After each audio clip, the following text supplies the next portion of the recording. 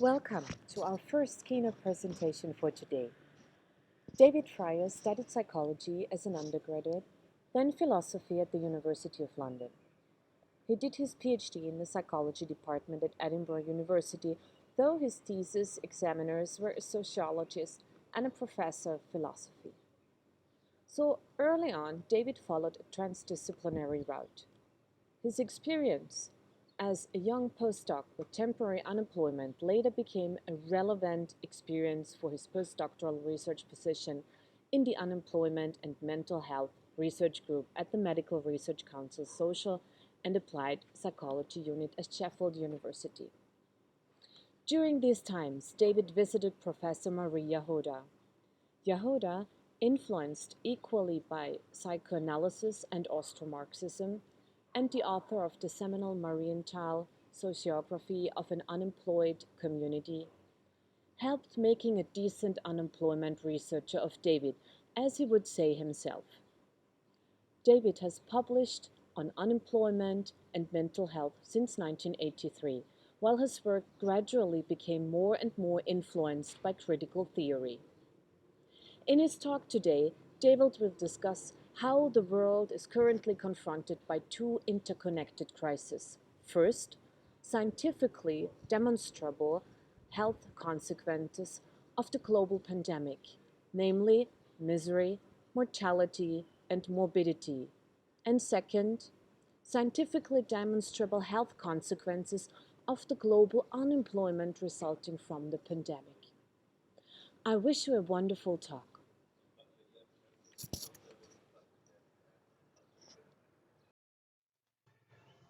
Good day, wherever you are. My name is David Fryer, and welcome to this presentation. I've written a talk which I propose to read. I've done that in order to make sure that I stick to time and also to try to stop myself from cramming in too much and taking too long to do it. I'm using a teleprompter, so I hope you'll forgive me for the rather clumsy use of teleprompters. I've not used one before, but it's very useful on this occasion. Okay, I'd like to acknowledge the traditional owners and their custodianship of the lands on which I'm recording this presentation. I pay my respects to their ancestors and their descendants who continual cultural and spiritual connections to country. I recognise their valuable contributions to Australian and global society. So the title of my talk is Critical Reflections on Global Unemployment in the Wake of the Global Pandemic. In my presentation, I'll be reflecting, in the context of the staggeringly vast global number of unemployed people predicted, indeed already evident, in the wake of the new coronavirus pandemic. I'll be reflecting from a subjugated knowledge perspective, essentially a Foucauldian perspective, upon the huge, diverse, and thoroughly international dominant knowledge psychological literature, which is positioned discursively as consisting of research-warranted claims about the consequences of unemployment, of the reasons for those consequences, and of interventions which effectively reduce or prevent those consequences, as discursively positioned. As my title implies, I'll also be reflecting critically. By this, I mean I'll be demonstrating one critical approach in relation to psychology in particular and the psychomplex more generally. Within the critical frame of reference adopted in my presentation, any body of psychological knowledge and practices consists at least of claims which have been constituted as true within a particular regime of truth, I call them truthed, objects of thought which have been constituted as real within a particular ontic regime, I say reeled, practices which have been constituted as effective within a particular evidence-based regime, I say evidentialized, and values, principles, and so on, which have been constituted as good or progressive, and so on, within a particular moral economy.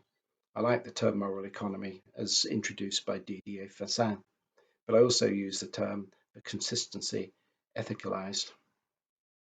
Within this critical frame of reference, questions must be asked about which interest groups would gain and which would lose were any particular body of psychological knowledges and practices to be taken seriously. And here, of course, I'm thinking about the mainstream modernist research on the relationship between unemployment and mental health. To be more specific in relation to the focus of this presentation, what difference would it make, to whom, in which ways, at which times, if the specific knowledge claims regarding the relationship between psychological health and the world of work in general, and unemployment in particular, which are truthed by the dominant body of psychological knowledges and practices, were acted upon as if true?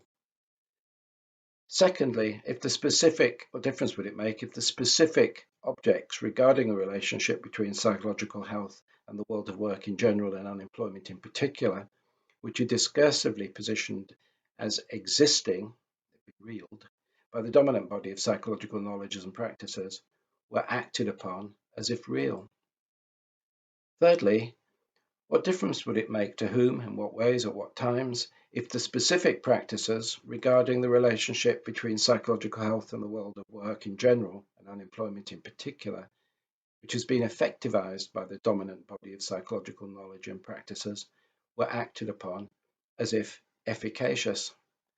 And fourthly, what difference would it make to whom, in which ways, at what times, etc., if the specific values regarding the relationship between psychological health and the world of work in general and unemployment in particular were ethicalized by the dominant body of psychological knowledges and practices, if that were acted upon as if good, progressive, and so on?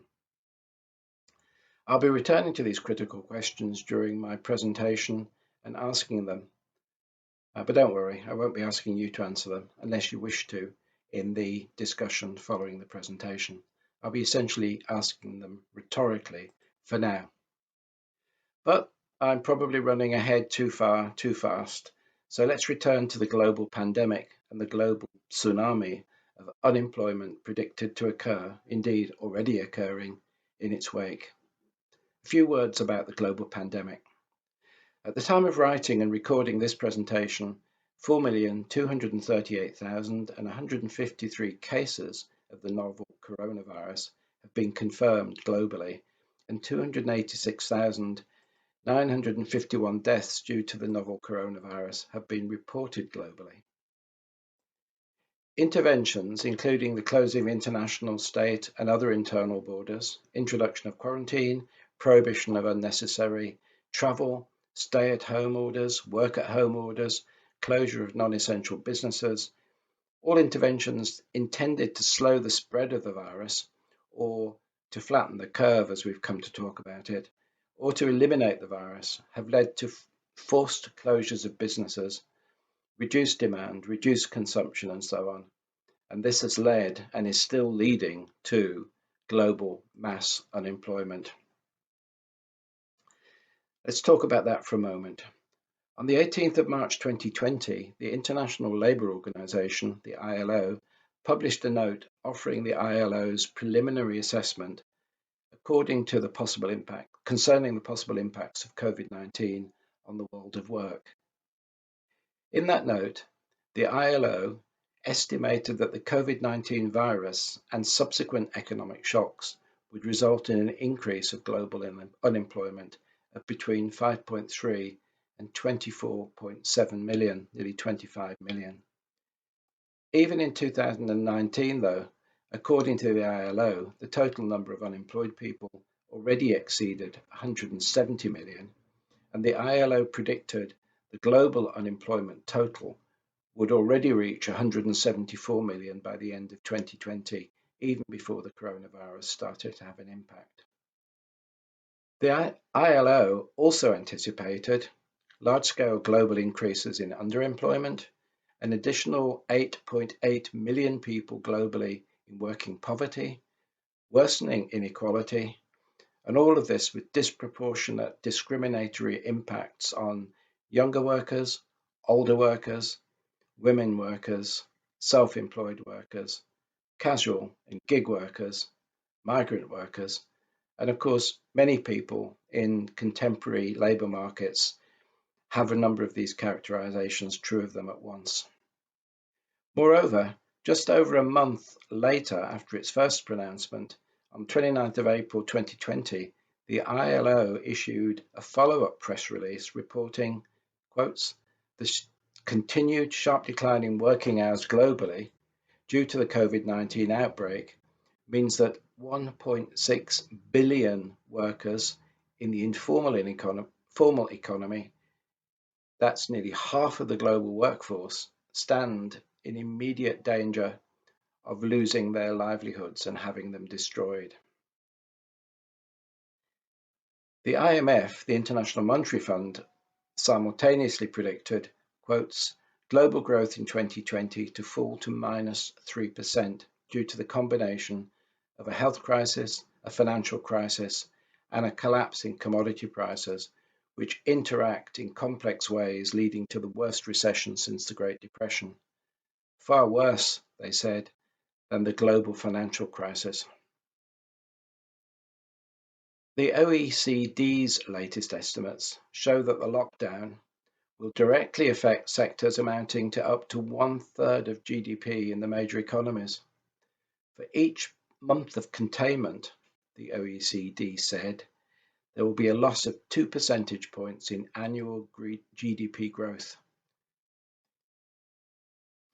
The relationship between unemployment and psychological misery, morbidity, and mortality. Let's look at that for a moment. And this is a brief overview, unfortunately. There's so much to be said about this, but there isn't time during this presentation. So to simplify, unemployment research since the 1930s has been dominated by preoccupation with the question of whether unemployment causes poor mental health, so-called social causation, or whether poor mental health predisposes a person to unemployment, so-called individual drift. The unemployment and health research literature is characterized by rare, near unanimity that unemployment causes mental ill health, with impressive convergent validity within the frame of reference of the mainstream research literature, as a variety of facets of mental health have been studied, a variety of levels of investigation have been accessed, fieldwork's been done in a variety of geographical contexts during a variety of historical periods, supported by a variety of funding bases within diverse political frames of reference, and using a variety of research methods and study designs. Maria Hoder was responsible with Paul Lazarsfeld for an extended sociographic study, now considered a classic, of an unemployed community, Marienthal in Austria, published in 1933. This study alone is worth a series of presentations. It's an absolutely fascinating study. But to confine ourselves to an overview of the findings, Lazarsfeld claimed that, quotes, unemployment tends to make people more emotionally unstable than they were previous to unemployment, and that there's a general lowering of morale with unemployment. However, the gold standard of unemployment and mental health research has long been considered positivist, biomedical, quantitative research involving large-scale longitudinal surveys of unemployed people using standardized measures of aspects of mental health and psychological well-being deemed to be both reliable and valid, and the results statistically analyzed. Such studies have tracked large, carefully matched samples of people moving in and out of employment-related transitions. Some followed groups of adults into from employment into unemployment. Some followed groups of adults from unemployment into employment, and some of the best within its own frame of reference were conducted with young people moving from school through further education, employment, and unemployment transitions. Tony Weinfeld, who sadly died recently, was responsible for a monumental study which followed 3,000 youngsters through the last 2 years of school, and then into a further 6 years following them through transitions in the labour market.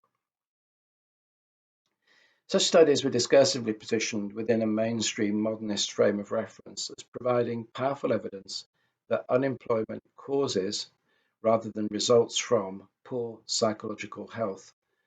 And such studies were taken to be backed up by statistically sophisticated meta-reviews of large pools of data amalgamated from a variety of studies. I apologize for my poor reading.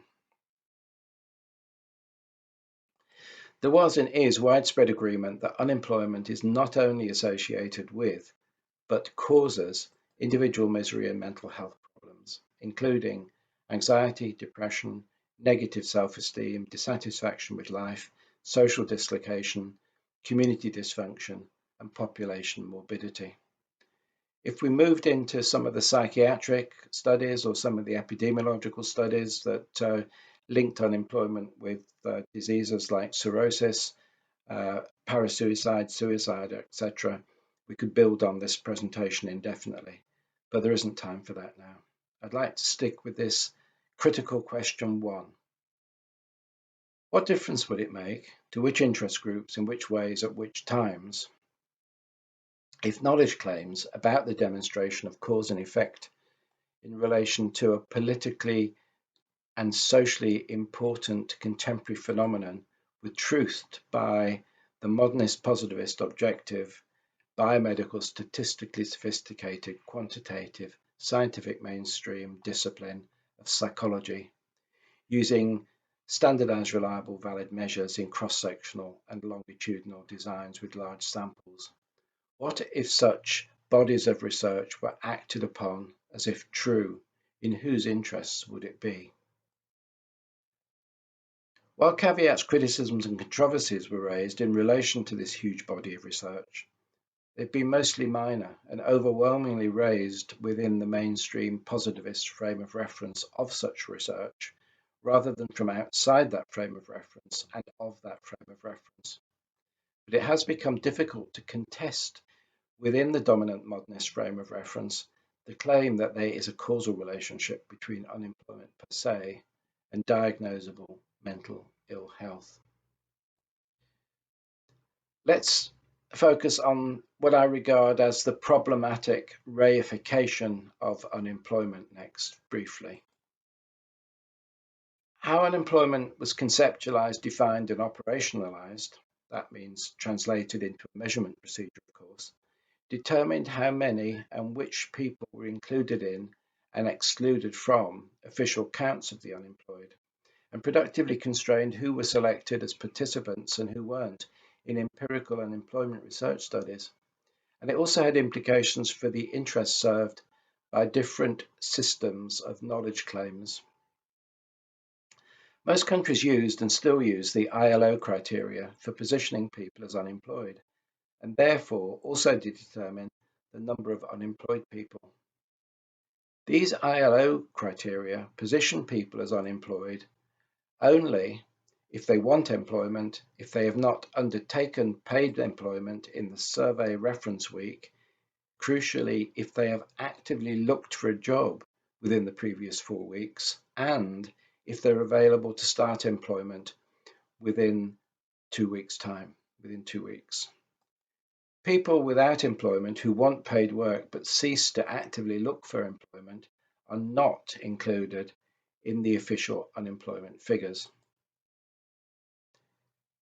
Decades of psychological research is taken to have demonstrated that people who become unemployed are disproportionately likely to be depressed, to be anxious, to be demoralized, to be low in self-esteem, to be socially isolated, and so on, as a result of being unemployed. They are less and less likely to actively search for jobs. In countries which use the ILO operationalization of unemployment, becoming unemployed can lead to no longer counting as unemployed,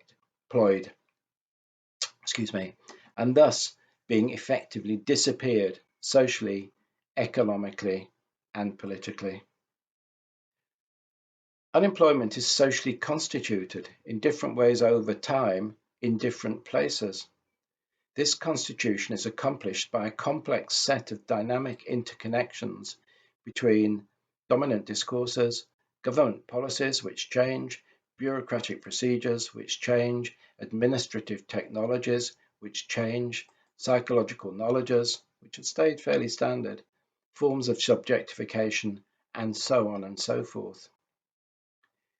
It is essential not to reify the dominant constituted version of unemployment, or to take it for granted as real, but rather to emphasize that it is socially manufactured, it is historically and culturally contingent, it has a genealogy that can be traced, and it functions to serve some interests rather than, or at least more than, others.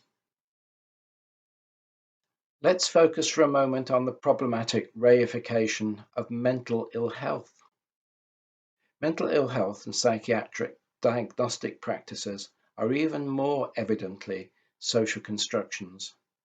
Users of psychiatric services, survivors of psychiatry, emancipatory disability researchers, anti-psychiatry activists, and many others have critiqued the psychopathologization of diverse ways of being human, and there's a regular cacophony of criticism at the release of new editions of the DSM, the Diagnostic and Statistical Manual, the text which resets the criteria for mental disorder diagnoses and the ways of engaging, and some would say constituting, mental ill health, which they imply.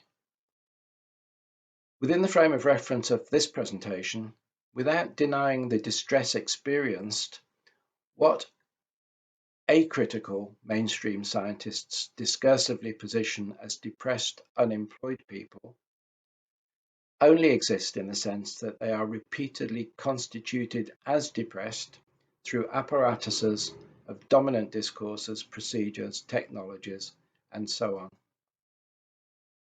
The notion of cause and effect has long been under fire in relation to human actions and subjectivity, and the mainstream psychomplex claim that it's a causal relationship between changing socially constituted versions of unemployment and changing socially constituted versions of mental health should be resisted, at least within the critical frame of reference of this presentation. This brings me to my critical question number 2. What difference would it make to which interest groups, in which ways, at which times, if the objects, unemployment and mental ill health, which have been reified by the mainstream body of psychological knowledges and practices, were acted upon as if real? Let's think about theorizing the relationship between unemployment and psychological misery, morbidity, and mortality for a moment. Maria Hoda discursively positioned the consequences of unemployment as the consequences of deprivation of employment. Yehuda claimed that although the manifest, that is, the intended function of employment is to earn a living, employment also has latent, that is, unintended functions. These include an imposed time structure, engagement in regular social contact, participation in a collective purpose, receipt of a social identity, and imposition of required regular activity.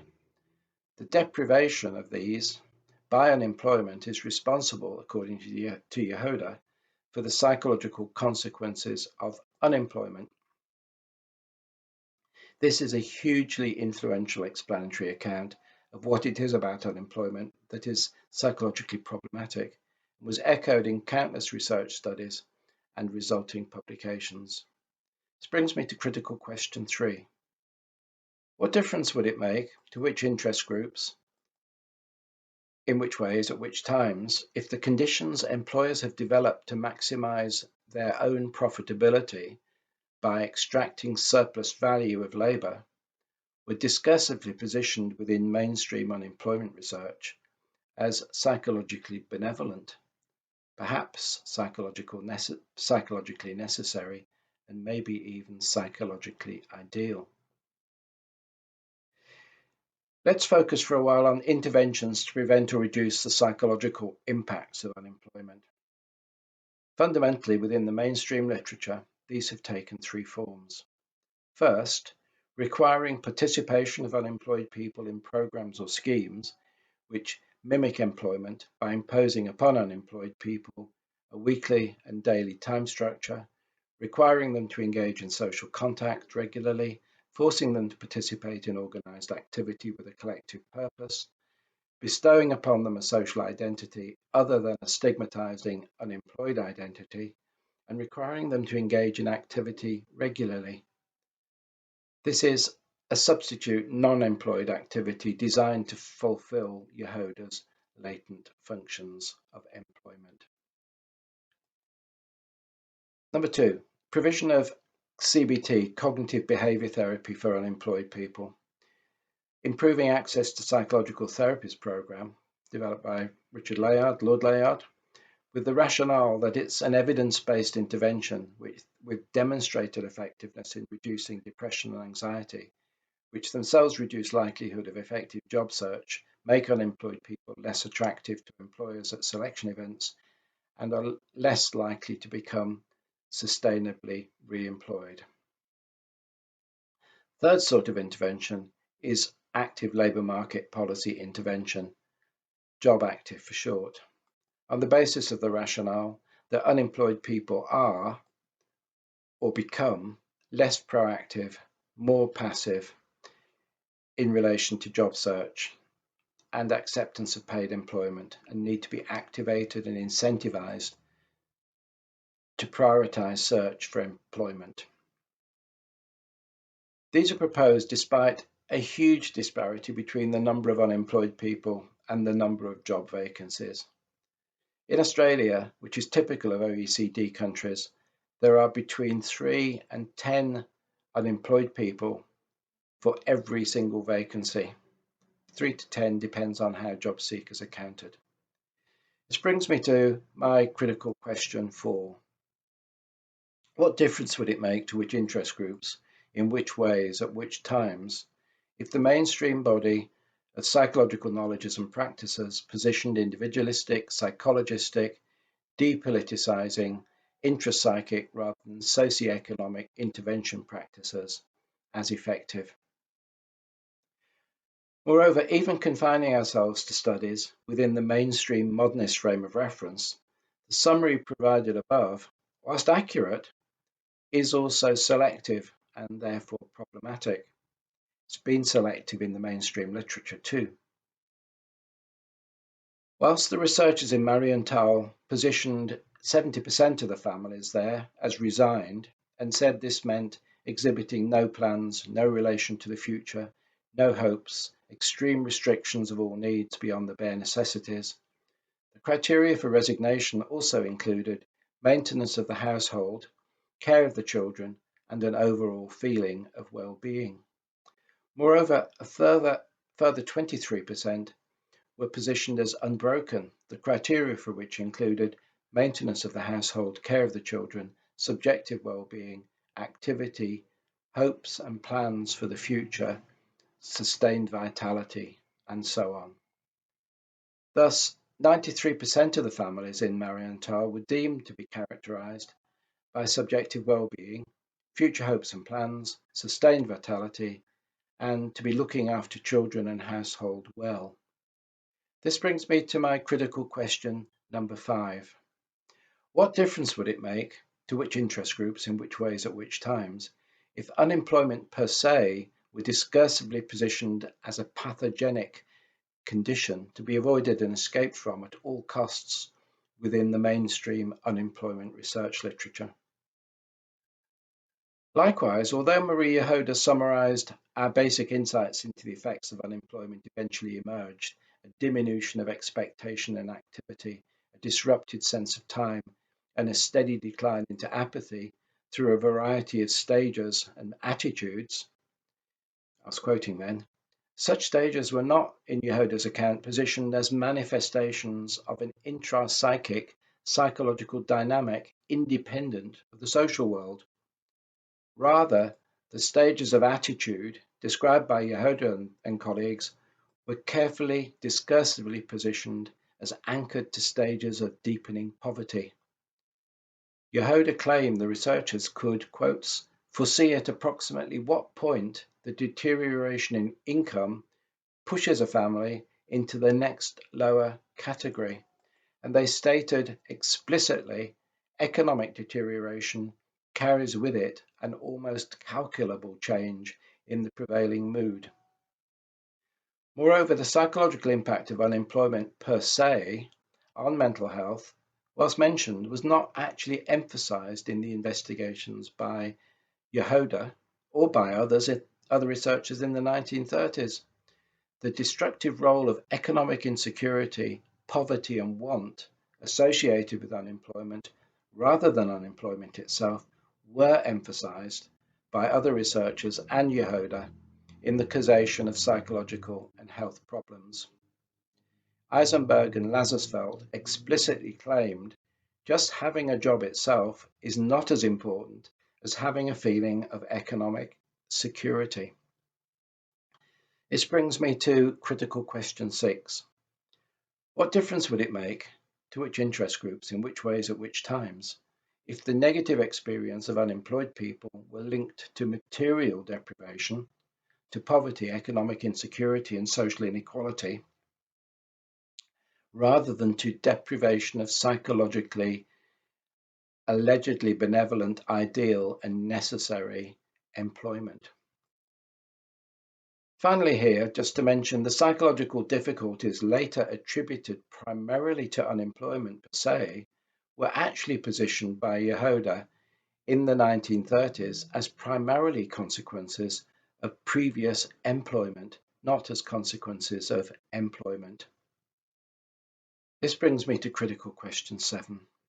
What difference would it make, to which interest groups, in which ways, at which times, if employment rather than unemployment were discursively positioned as pathogenic?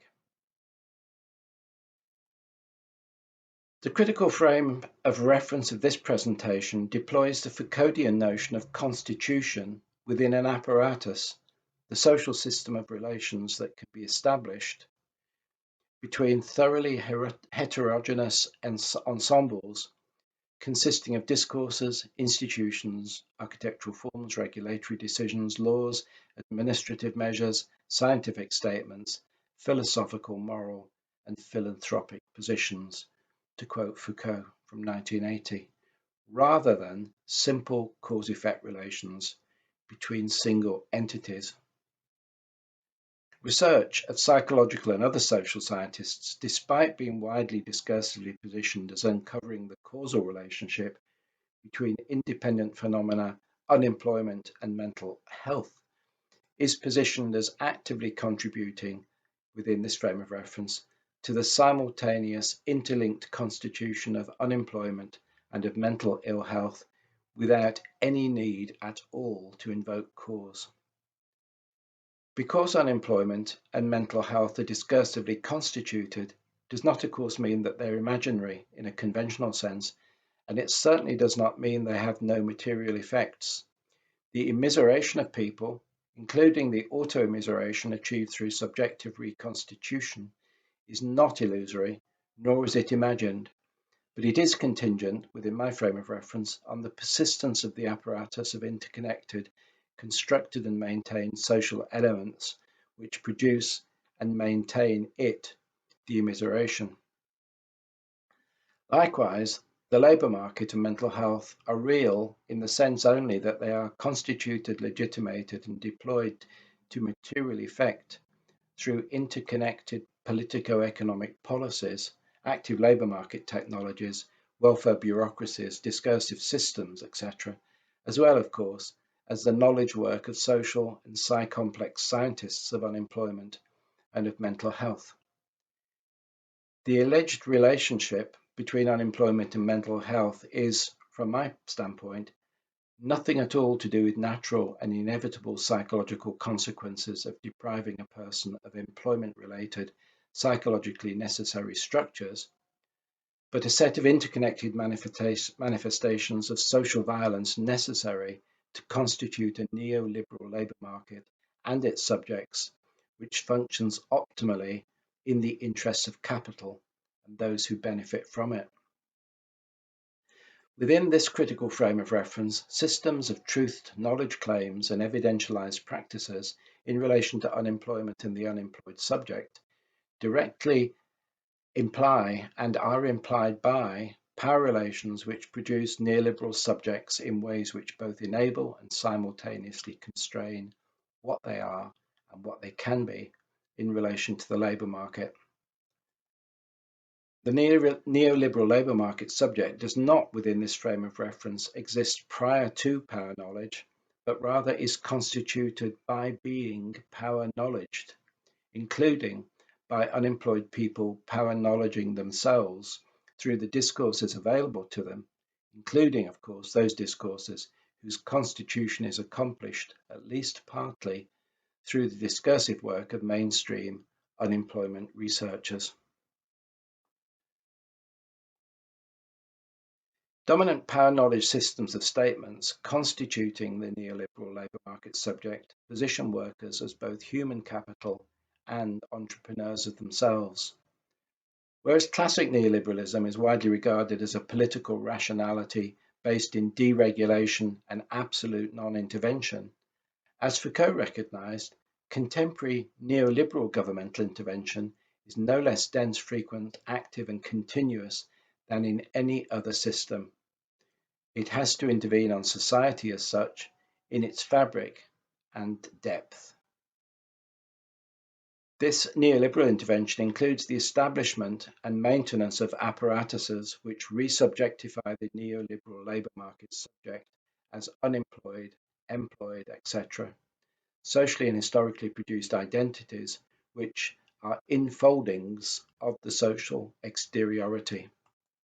A network of interconnected, socially constituted social elements, including discourses of unemployment and mental health, a network whose primary function is to control inflation, to reduce wage costs, to discipline those in work, also simultaneously constitutes neoliberal subjects.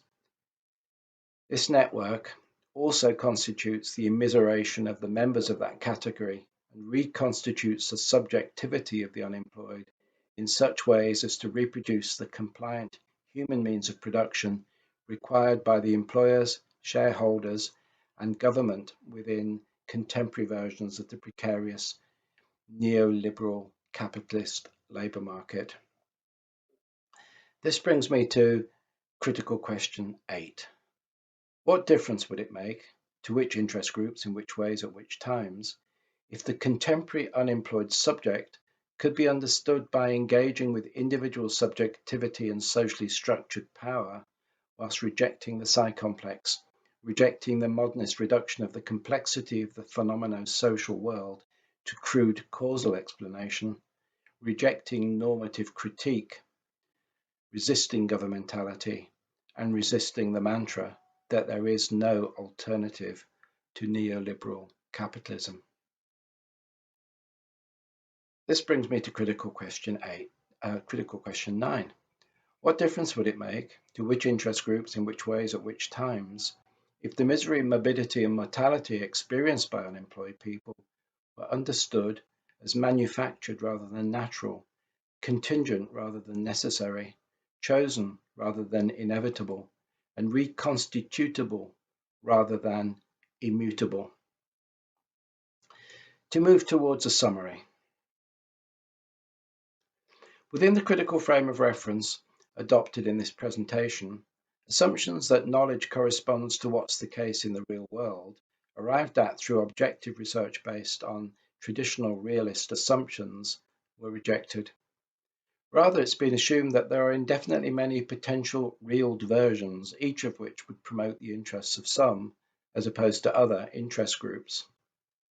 Within this frame of reference, the dominant versions of what is truthed, knowledged, evidentialized, reeled, and ethicalized, tend to be the versions that serve the interests of the most powerful interest groups, since the latter have the most power to discredit, marginalize, and subjugate versions which are not in their interests, and to position versions which are in their interests as inevitable, necessary, and without alternatives.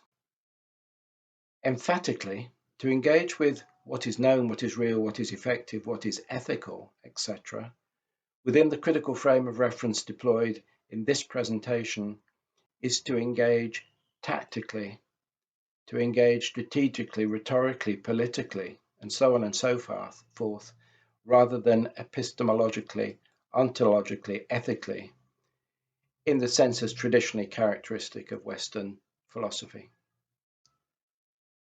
at least Western academic philosophy. Within the critical frame of reference within this presentation has been given, as a critical scholar rather than as an activist, I was not primarily interested in endorsing what is true, what is real, what is effective, or what is moral, nor was I interested in repudiating what is untrue, unreal, ineffective, or immoral, as I assume no position outside a regime of truth, a moral economy, and so on, from which endorsement or repudiation could occur. In particular, I do not aspire as a critical scholar to successfully prevent or ameliorate what is positioned by others as bad, or to promote or facilitate what is positioned as good by others, but rather to successfully reposition what is positioned by others as bad or good, as contingent, avoidable, societally constituted and chosen, rather than necessary, inevitable, natural, and without alternatives. In this, I'm in agreement with the arguments of Hansen, who wrote, "Critique seeks to problematize modes of governing with the emancipatory aim of encouraging critical practices understood in the broadest possible way as related to doubt, pointing to the possibility of otherness." I thus resist claims of transcendent foundations for progressive knowledge and knowledge how, in favor of contingent local regimes of justification deployed essentially politically. I'd like to close with a few remarks about what's accomplished for which interest groups by the discursive positioning of the global pandemic or the tsunami of unemployment, or both, as crises. The notion of crisis has frequently been invoked in connection with the global pandemic. For example, an ILO press release was headlined, "Global Action to Beat COVID-19 Crisis, Vital to Prevent Employment Disaster." The severity of illness and death from COVID-19 is appalling. It's sometimes presented as an apolitical biomedical crisis, the consequence of a natural new virus meeting a population without resistance to it. However, almost all illnesses and causes of death are greater in more unequal societies, as Richard Wilkinson has demonstrated. They're more common in people lower down the social hierarchy, however operationalized. They're in poorer, more marginal, less privileged, and less socially empowered people. These coincide and double down in peoples disadvantaged in myriad ways of colonization. This is the social gradient of health and ill health. Moreover, people are more likely to be more severely ill and more likely to die during pandemics in countries where health services have been chronically starved of vital resources, both staff and materials resources. Severity of illness and death from COVID-19 could reasonably be positioned as a political matter as well as a biological one. If the pandemic is a crisis, it is, to a large extent, a crisis of our politicians' making, and especially a crisis of politicians' making who have espoused and implemented neoliberal austerity policies. The notion of crisis has also frequently been invoked in connection with the pandemic-related unemployment. For example, Time magazine, on its website, carried the headline, "The post-coronavirus unemployment crisis could last for years." It's true, it could, but is it a crisis? As with the pandemic, if there's a crisis of unemployment and mental health, it will be to a large extent a crisis of politicians' making, and especially of politicians who espouse and implement neoliberal policies. The misery, morbidity, and mortality of unemployed people are constituted and are the result of political and economic choices. The knowledges and practices through which we engage with subjectivity and social power could be detached from the theoretically, methodologically, and ideologically problematic modernist, mainstream discipline of psychology. Unemployment could be detached from economic insecurity and abject poverty. Unemployment could be addressed through non-individualistic, non-psychologized, extra-psychic, non-victim blaming interventions and socio-economic policies. Unemployment could be constituted or indeed reconstituted to be other than pathogenic. We have choices to make. Thank you for listening to the presentation, and I hope you'll stay for the discussion.